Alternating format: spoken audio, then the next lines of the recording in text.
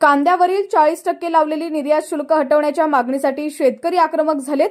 कर्नाटक राज्यातील गुलाब कांद्याप्रमाणे महाराष्ट्रातील लाल कांद्यावरील निर्यात शुल्क शून्य करण्याच्या मागणीसाठी शेतकरी रस्त्यावरती उतरलेले आहेत।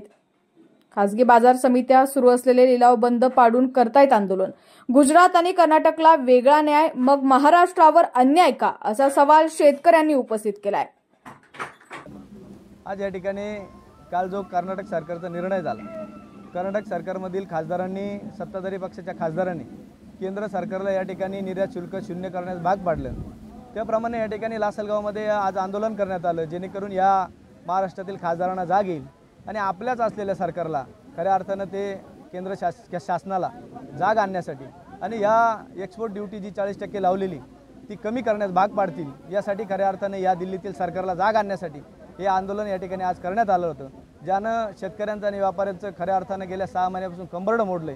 40% ड्यूटी लावून कांदा निर्यात करावा लागतो, फक्त काम करायचं म्हणून व्यापारी काम करत आहे आणि शेतकऱ्यांनाही भाव मिळत नाही। या जाचक जुलमी निर्णयाचा आणि या घेतलेल्या निर्णयाचा निषेध करण्यासाठी आणि सरकारला जाग आणण्यासाठी खऱ्या अर्थाने हे आंदोलन आज करण्यात आलं।